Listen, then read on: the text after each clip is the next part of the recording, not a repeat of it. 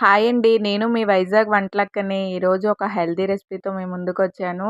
Smoothie అండి. దీనికి కావాల్సిన ఇంగ్రీడియెంట్స్ సన్‌ఫ్లవర్ సీడ్స్, అవిసె గింజలు, డ్రై కోకోనట్, సన్‌ఫ్లవర్ సీడ్స్ అండి. ఇవి కొంచెం వేపుకొని కొంచెం ఒక్కొక్క స్పూన్ అనమాట వేపుకొని చల్లారాక పౌడర్‌గా చేసుకోవాలండి.